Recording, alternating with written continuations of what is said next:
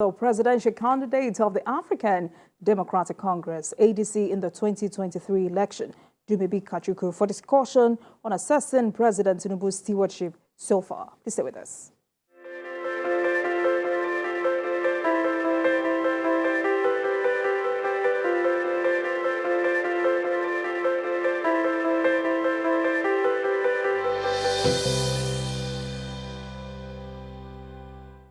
Welcome back to Politics Tonight. Tonight I'm joined by the presidential candidate of the African Democratic Congress, ADC, in the 2023 election, Kachikwu, for discussion on assessing President Tinubu's stewardship so far. Thank you so much for joining us this evening.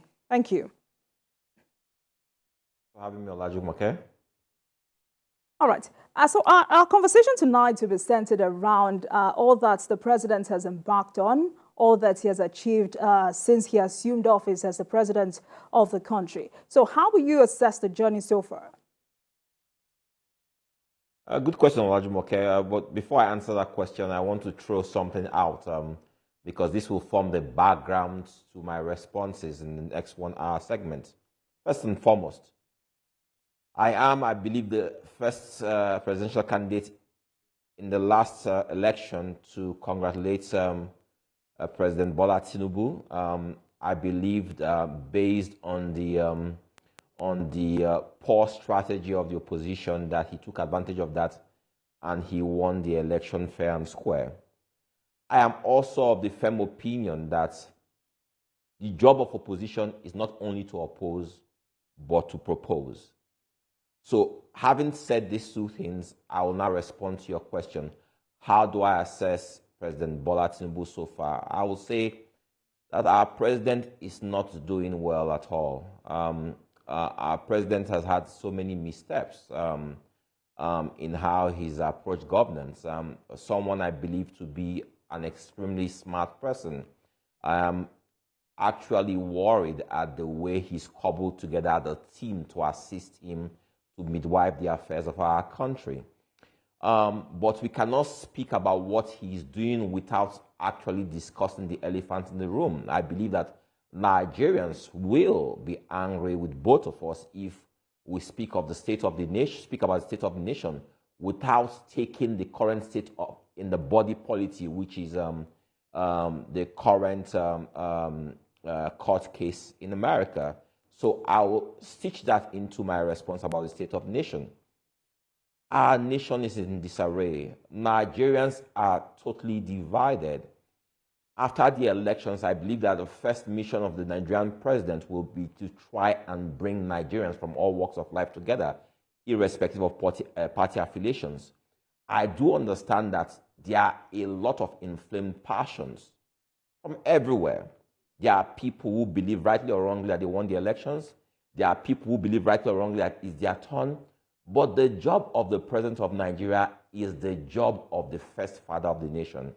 And his job is to bring everyone together, no matter how difficult or how stubborn they may choose to be. When you ignore these people, you ignore Nigeria. And what we are saying today is that because a large swath of Nigeria seems to have been ignored, it's difficult to rule a country. When the people you are ruling are not working in tandem with you, it becomes difficult. The president of Nigeria needs all Nigerians to be on board. All hands must be on deck for us to tackle the multifaceted issues plaguing Nigeria. No one man, no single individual, not a team of 50, 100 cabinet ministers can solve the problem of Nigeria. If Nigerians are not united together to say we need to come together to make our country work again. Nigerians are disunited. They are not in line with this president, so it becomes very, very, very difficult. Things are getting worse. Things will get much worse. So my advice today is seeing where things are, that our president must immediately start looking beyond his inner caucus, beyond his party, to start looking at how to bring a united Nigeria together, to bring all Nigerians together and say, enough of politics, enough of what has divided us, we must come together to solve our problems. Our problems are Nigerians' problems. And I want to also speak to Nigerians. Before coming on this program this evening, a lot of people were interested in my reaction to the American litigation and what have you. And my worry about this is that in everything we're doing, it seems like we want to pull down the Nigerian house. It seems like we want to pull down this country, forgetting that the country is all that we have, forgetting that outside of Nigeria, I don't know about other people, I don't have any other passports. Outside of Nigeria, I have no other home. So when we speak, the kind of statements we make, we forget that after politics, after the court processes, that this country still remains our country. And we're destroying this country called our country. I like to always give this example of King Solomon and why he was called very wise. He had a situation with those two prostitutes and that child. And he made his ruling not on the two women and the evidence they presented before him, because they were all hearsay. He looked at the child and used the child as his litmus test. I say to Nigerians, today, the child before us is the country Nigeria. We must not destroy this country because we hate our president, or we hate his party, or we hate the PDP or Labour or what have you. We must all come together to build Nigeria. We cannot speak of state of affairs of the country without first thinking of how we can have one Nigeria. That's what we must be speaking about today. All right. All right, Mr. Kachikwu, you've said the president hasn't started well, but instead of us talking in general terms, let's now look at the president's renewed hope agenda, on which the president hinged his plans for the country. How well do you think he's pursuing this? Well, if so far what I personally have seen is that the president seems to be pursuing a Yoruba-centric agenda in a lot of his appointments, and it's worrisome to a lot of people. He has smart ideas, smart policies, but there's a big divide, a big disconnect between smart policies and implementation. Implementation depends on your team, on the people you have working with you. Implementation also depends on the people you are implementing the policies for, if they are willing to accept those policies. Were the people to see your policies as ethnic-centered or ethnic-driven, the people will reject your policies, no matter how well-intentioned your policies are. So we see this president grappling with multifaceted issues every day. Yesterday it was labor, he's dealing with the forex crisis, he's dealing with unemployment, he's dealing with double-digit inflation, he's dealing with multiple court cases, he's dealing with insecurity. So there are many issues he is dealing with. And for him to make these issues go away, he needs to get the Nigerian people on his side. And I believe that in that area, he is still failing. We can talk about all the smart policies we want in the world. We can put the best economic experts, best political scientists in a room. But everything depends on the people you are making those plans, those policies for. What are the people saying? Today, Nigerians are divided and are in disarray. Mr. President must, as a matter of urgency, put on his thinking hat, his heart of wisdom, and think, how can I bring my people together? I'm the father of this nation. What can I say? What can I do? What do I need to do at this point in time so I can save this country from imminent collapse? What I see out there every day is very, very bad. People are extremely unhappy. They're either unhappy about the economic crisis that they're having to deal with. In Abuja, we're talking about issues of one chance. We're talking about a lot of issues going on in Nigeria everywhere. And people are unhappy. And sometimes it's very easy for you to be in a political office and forget the feelings of the people because you are cocooned, you are isolated.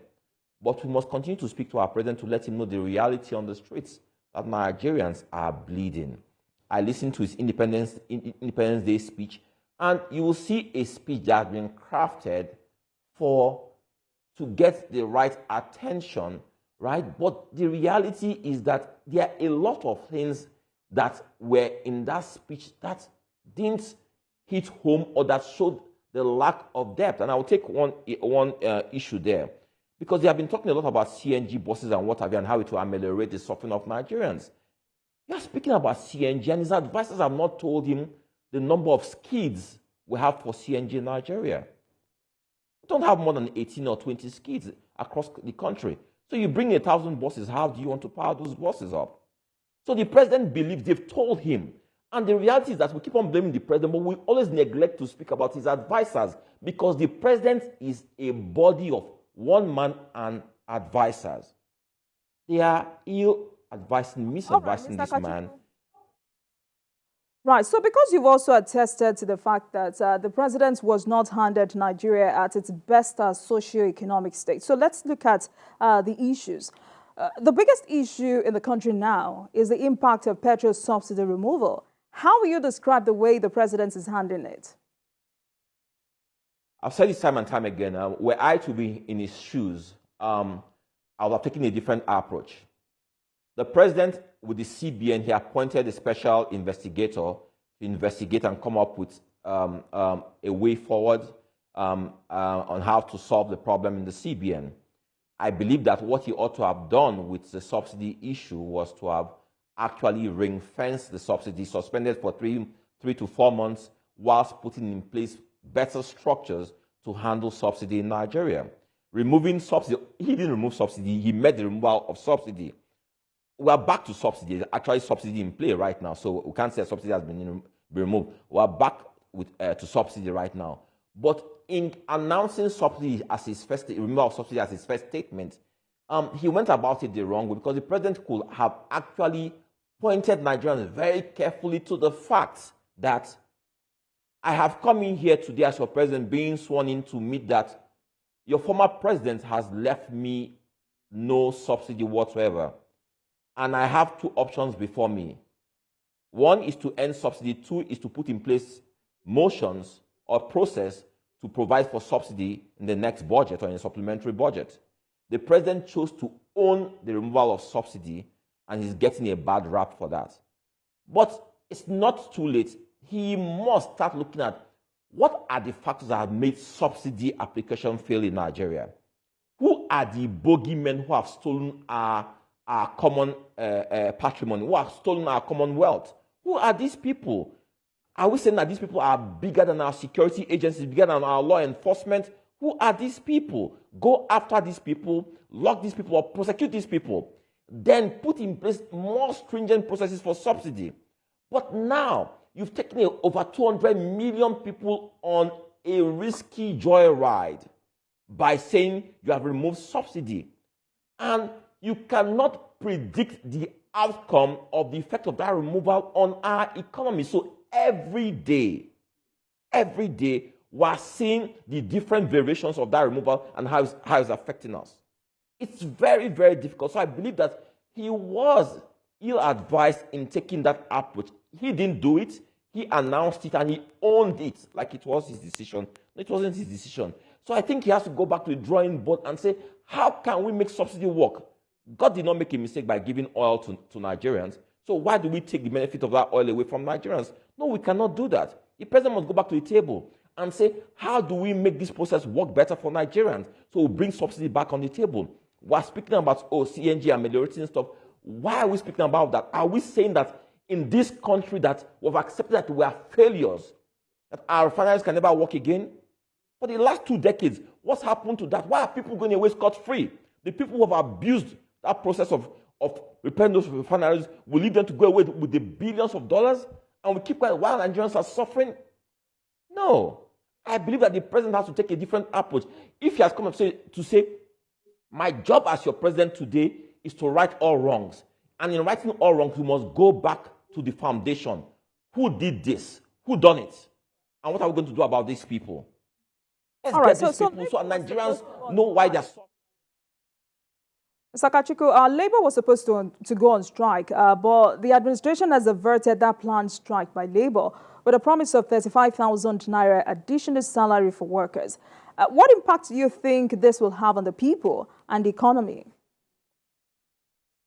Well, there are different schools of thought. There are some people that believe that it will give rise to inflation. There are people like me who believe that you must do something to ameliorate the situation, the plight of Nigerian workers. I believe that anything being done in that direction makes sense. But I also think that the cash transfer scheme that they are putting in place, based on what we've seen in the past, is going to be subject to abuse again. what should the president do right now with some of these savings or what he has on the table? If the people are already suffering, how do you use that money to put in place common facilities that benefit all Nigerians, as against putting in place a scheme that a few people unknown to the president are abusing and lining their pockets? There's so much we can do with this money that benefits everybody. If the president really believes that the cash transfer scheme is about to start is going to get to the people he intends that money to get to, I am really, really, really very worried. He needs to look at what happened in the last administration, what they did and how it was abused. He needs to rethink what he's trying to do.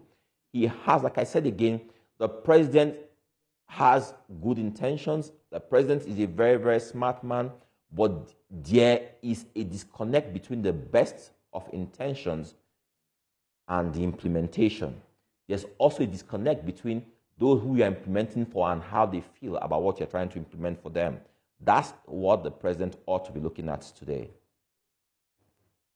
Right, so let's go back to the issue of the purchase of CNG-powered buses to ease transportation.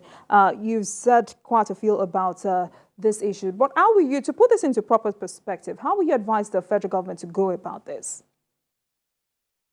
It's very simple. We do understand that you don't have CNG skids available everywhere.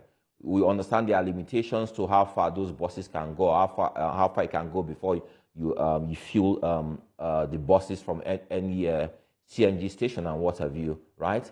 So they need to go back to the drawing table and give him the actual facts about how that works. They need to let him know that this CNG will only be available in certain parts of the country and not in all parts of the country. So if that's the case, how then does that begin to ameliorate the situation across the country? It's not possible. What should the president be doing? We cannot continue to say that our refineries have packed up. The president himself must lead. He's an oil and gas man. He's worked with Mobil. He must get the best of the best on the table to actually x-ray what's been going on with our refineries and take a hard decision as to what to do, as to how to make those refineries work again, so that Nigerians can benefit from having refineries in an oil-producing country. What the president is essentially doing is accepting the fact that the Federal Republic of Nigeria has failed in managing their refineries.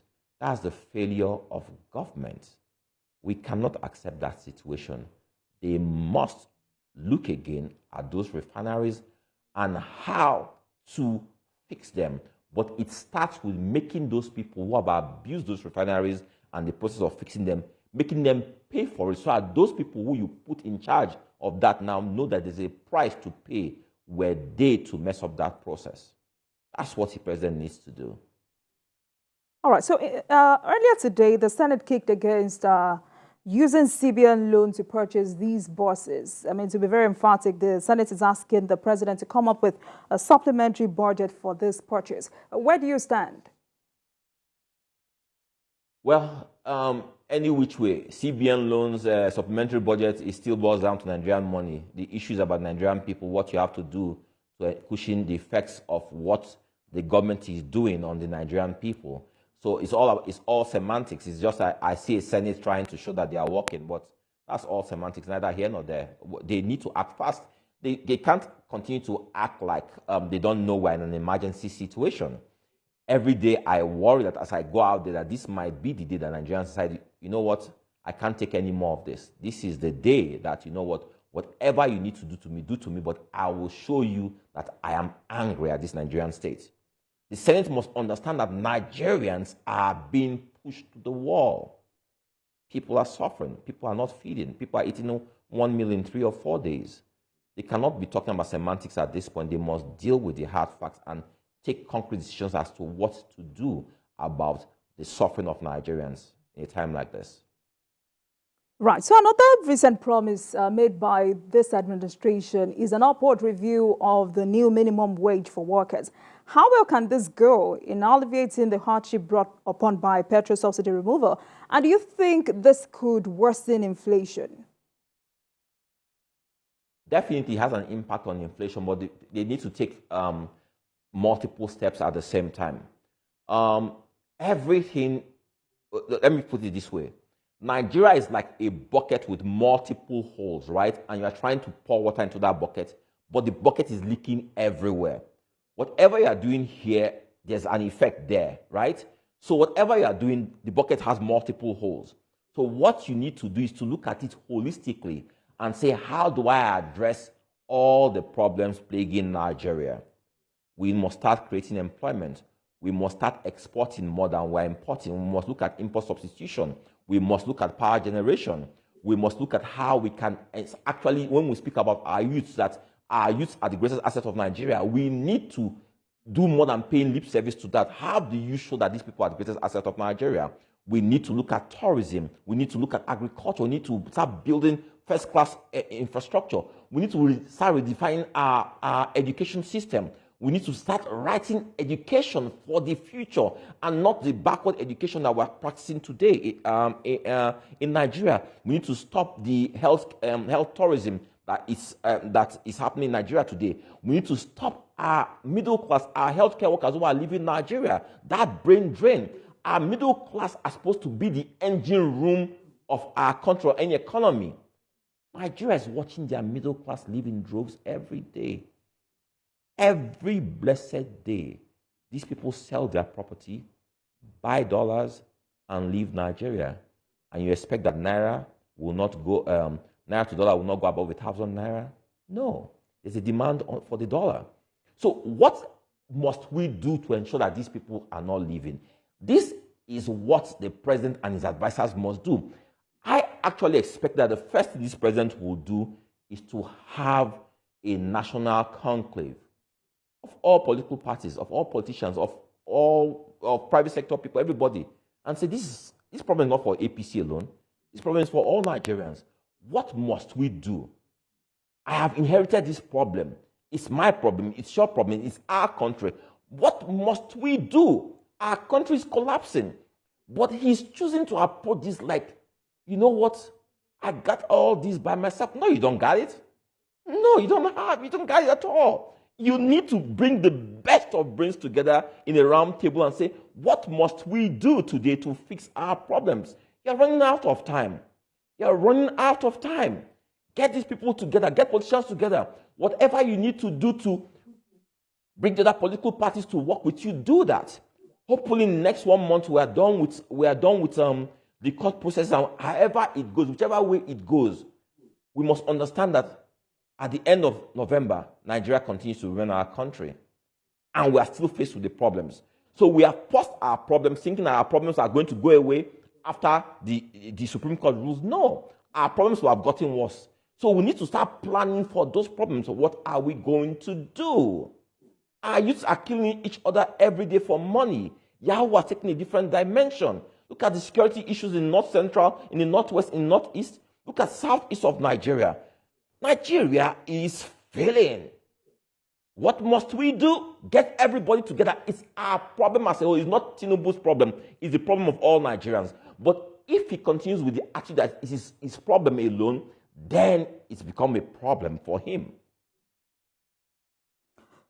Right, thank you for that. Now, there are those who think we should bring back subsidy because subsidy removal has impoverished the people. Now, beyond asking that those who have benefited from this be brought to book, where exactly do you stand? Again, subsidy must be brought back. If you look at the nations who are pushing IMF policies and what have you, they don't practice IMF policies.